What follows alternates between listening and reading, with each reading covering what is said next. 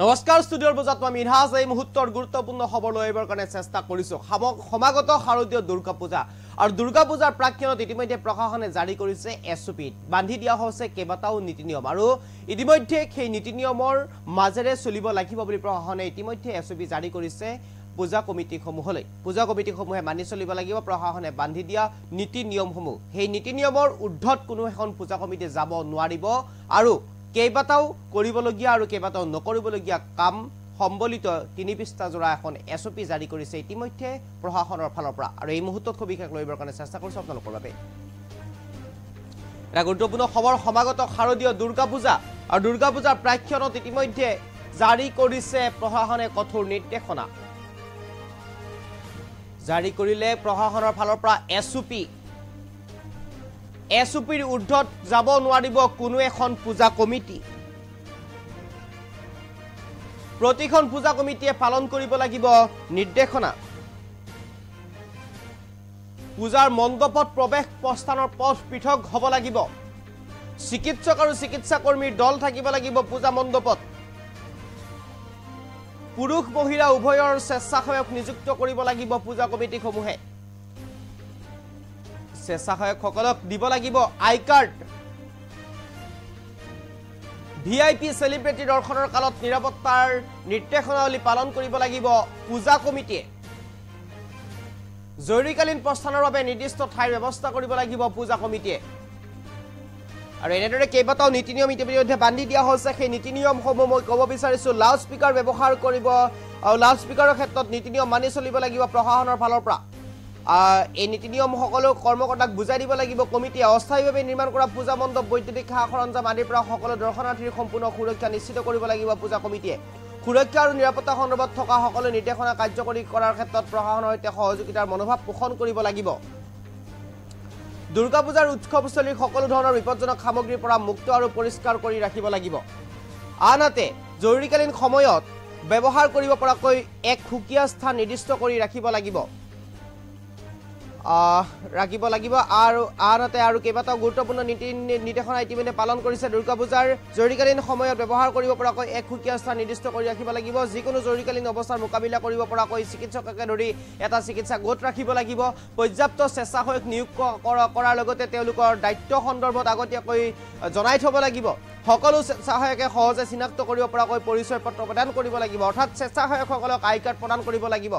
কোনো গুৰুত্বপূৰ্ণ ব্যক্তিৰ আগমন ঘটিলে আৰু পূজাস্থলীৰ সকলো কাৰ্যসূচীৰ বিষয়ে আগতীয়াকৈ স্থানীয় আৰক্ষী থানাত জনাওক আৰু সকলো সুৰক্ষা নিৰ্দেশনা কঠোৰভাৱে মানি চলিব লাগিব পূজা কমিটিয়ে পূজাস্থলীত মাদক দ্ৰব্য আৰু নিচাজাতীয় দ্ৰব্য নিষিদ্ধ কৰিব লাগিব অনুষ্ঠান শেষ হোৱাৰ পিছতেই পূজাস্থলী পৰিষ্কাৰ কৰাটো নিশ্চিত কৰিব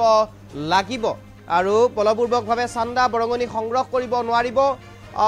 পূজাস্থলী পৰিষ্কাৰ কৰি ৰখাটো এক প্ৰকাৰ নিশ্চিত কৰিছে ইতিমধ্যে প্ৰশাসনৰ ফালৰ পৰা পূজা আৰম্ভ হোৱাৰ পূৰ্বে পূজা কমিটিৰ সকলো বিষয় বিভাগৰ স্বেচ্ছাসেৱকৰ নাম সমীপৱৰ্তী আৰক্ষী থানাত দাখিল কৰিব লাগিব তাৰ পিছতেই আপোনালোক পূজাস্থলীৰ কোনো গুৰুত্বপূৰ্ণ ব্যক্তি নিৰাপত্তাৰ প্ৰতি ভাবুকি দি থকা ব্যক্তিৰ আগমনৰ সন্দৰ্ভত অনুগ্ৰহ কৰি আগতীয়াকৈ জনাব লাগিব আৰক্ষীক পূজা মণ্ডপ খালী হৈ থকা সময়ত সুৰক্ষাৰ বাবে পূজা মণ্ডপত ৰখিয়া থকাটো নিশ্চিত কৰিব লাগিব জনসমাগম সুচাৰুৰূপে পৰিচালনা কৰিবলৈ বিহিত ব্যৱস্থা গ্ৰহণ কৰাৰ লগতে পুৰুষ মহিলাৰ বাবে পৃথক প্ৰৱেশ প্ৰস্থানৰ ব্যৱস্থা গ্ৰহণ কৰিব লাগিব পূজা মণ্ডপৰ আশে-পাশে বিশুদ্ধ খোৱা পানীৰ ব্যৱস্থা কৰিব লাগিব বিজুলী সংযোগ ব্যাহত হ'লে এই ক্ষেত্ৰত পৰ্যাপ্ত বিজুলী সৰবৰাহৰ সুনিশ্চিত কৰাৰ কাৰণে জেনেৰেটৰৰ ব্যৱস্থা কৰিব লাগিব পূজা কমিটিসমূহে স্থানীয় আৰক্ষীৰ লগত আলোচনা কৰি গুৰুত্বপূৰ্ণ স্থানসমূহত পৰ্যাপ্ত চিচিটিভি সংলগ্ন কৰিব লাগিব প্ৰতিমা বিসৰ্জনৰ সময়ত জিলা প্ৰশাসনে বান্ধি দিয়া আৰু আৰক্ষী বাহনে বান্ধি দিয়া নিয়মসমূহ মানি চলিব লাগিব ভক্তপ্ৰাণ ৰাইজৰ সুবিধাৰ্থে প্ৰতিখন পূজা কমিটিয়ে একোটাকৈ 24/7 সহায়ক কক্ষ স্থাপন কৰিব লাগিব অৰ্থাৎ দিনে ৰাতি 24 ঘণ্টাই কাম কৰিব পৰা এটা কক্ষ থাকিব লাগিব প্ৰতিমা বিসৰ্জনৰ শোভাযাত্ৰাৰ সময়ত কোনো ধৰণৰ ফটকা আদি ফুটোৱাৰ কাৰ্যৰ পৰা বিৰত থাকক এনে কাৰ্যই হয়তো অভাৱনীয় দুৰ্ঘটনা ঘটাব পাৰে এটা গুৰুত্বপূৰ্ণ নিৰ্দেশনা জাৰি কৰিছে প্ৰতিমা বিসৰ্জনৰ সময়ত শোভাযাত্ৰা কৰাৰ সময়ত কোনো ধৰণৰ ফটকা ফুটাব নোৱাৰিব কোনো পূজা কমিটিয়ে আৰু বিসৰ্জনৰ দিনাখন সকলো পূজা কমিটিকে তেওঁলোকৰ শোভাযাত্ৰাৰ দিন 11 বজাৰ পৰা আৰম্ভ কৰাৰ আহ্বান জনোৱা হৈছে আৰু পূজা কমিটিৰ সকলো সদস্যকে বিশেষভাৱে যুৱক সদস্যসকলক আৰু আন শুভযাত্ৰীকাৰীয়ে কোনো ধৰণৰ অসামাজিক কাৰ্যত লিপ্ত নহয় তাৰ প্ৰতি লক্ষ্য ৰাখিব লাগিব পূজা কমিটিসমূহে পূজা কমিটিসমূহক পূজা সম্পৰ্কীয় সকলো বেনাৰ হোৰ্ডিং পোষ্টাৰ তোৰণ আদি অসমীয়া ভাষা ব্যৱহাৰ কৰিবলৈ আহ্বান জনোৱা হৈছে আন এটা গুৰুত্বপূৰ্ণ নিৰ্দেশনা পূজা কমিটিসমূহক পূজা সম্পৰ্কীয় সকলো বেনাৰ হোৰ্ডিং পোষ্টাৰ তোৰণ আদি অসমীয়া ভাষাত ব্যৱহাৰ কৰিব লাগিব বুলি ইতিমধ্যে উল্লেখ কৰা হৈছে আনহাতে প্ৰশাসনৰ ফালৰ পৰা কেইবাটাও নকৰিবলগীয়া ইতিমধ্যে উল্লেখ কৰিছে নকৰিবলগীয়া কেইটামান নিৰ্দেশনা জাৰি কৰিছে প্ৰশাসনৰ ফালৰ পৰা 1 নম্বৰ হৈছে ৰাজহুৱা পথৰ ওপৰত পূজা পেণ্ডেল সাজিব নোৱাৰিব পূজা কমিটিয়ে পোষ্টাৰ বেনাৰ লগাই কোনো ৰাজহুৱা দেৱাল সম্পত্তি প্ৰাকৃতিক সম্পদ নষ্ট কৰিব নোৱাৰিব পূজা কমিটিসমূহে ৰাজহুৱা স্থানত কোনো কাৰ্যালয় বিপণী আদি স্থাপন কৰিব নোৱাৰিব কোনো ৰাজহুৱা স্থানত পতাকা কাপোৰ পোষ্টাৰ লগাব নোৱাৰিব পূজা কমিটিসমূহে পেণ্ডেলৰ 100 মিটাৰ ভিতৰত যান বাহন সোমোৱাৰ অনুমতি প্ৰদান নকৰিব প্ৰশাসনে কোনো ৰাজহুৱা স্থানত প্লাষ্টিকৰ বেগ পতাকা বেনাৰ কাপোৰ বা পোষ্টাৰ ব্যৱহাৰ কৰিব নোৱাৰিব নিশা 10 বজাৰ পিছত অনুবাদ যন্ত্ৰ অৰ্থাৎ লাউড স্পিকাৰ ব্যৱহাৰ কৰিব নোৱাৰিব এটা বিশেষভাৱে নিৰ্দেশনা এইটো আন এটা গুৰুত্বপূৰ্ণ নিৰ্দেশনা যে 10 বজাৰ পিছত কোনো ধৰণৰ লাউড স্পিকাৰ ব্যৱহাৰ কৰিব নোৱাৰিব কোনো এখন পূজা কমিটি আৰু এই নিয়ম ভংগ কৰিলে হয়তো আৰক্ষী প্ৰশাসনৰ ৰোষত পৰিব পাৰে পূজা কমিটিসমূহ পূজা মণ্ডপৰ তোৰণ আৰু বিদ্যুৎ পৰিবাহী তাৰৰ তলত হ'ব নালাগিব অৰ্থাৎ পূজা মণ্ডপ বা তোৰণ বিদ্যুৎ পৰিবাহী তাৰৰ তলত হ'ব নোৱাৰিব 9 নম্বৰ অনুগ্ৰহ কৰি জনসাধাৰণে সুৰক্ষিত আৰু নিৰাপদে উৎসৱ উদযাপন কৰাটো নিশ্চিত কৰিবৰ কাৰণে আহ্বান জনাইছে ইতিমধ্যে আৰক্ষী প্ৰশাসনৰ ফালৰ পৰা আৰু কেতবোৰ গুৰুত্বপূৰ্ণ ফোন নম্বৰ ইতিমধ্যে জাৰি কৰিছে জিলা প্ৰশাসনৰ ফালৰ পৰা জিলা প্ৰশাসনৰ নিয়ন্ত্ৰণ কক্ষৰ ফোন নম্বৰ হৈছে 036127333052 আৰু মাচেলবিহীন ফোন নম্বৰ হৈছে 1077 আনহাতে আৰক্ষী নিয়ন্ত্ৰণ কক্ষৰ ফোন নম্বৰ দিয়া হৈছে 036124645557 আৰু 24615556 আনহাতে 100 ডায়াল কৰিলে আপুনি পাব আৰক্ষীক আনহাতে অগ্নি নিৰ্বাপক আৰু জৰুৰীকালীন সেৱাৰ নিয়ন্ত্ৰণ কক্ষৰ ফোন নম্বৰ ইতিমধ্যে উল্লেখ কৰিছে 0361273680 আনহাতে 2735933 আন এটা নম্বৰ দিয়া হৈছে 273593635 আনহাতে আৰু এটা নম্বৰ দিয়া হৈছে 9435960618 এই নম্বৰত ফোন কৰিলে অগ্নি আৰু জৰুৰীকালীন নিৰ্দেশনাসমূহ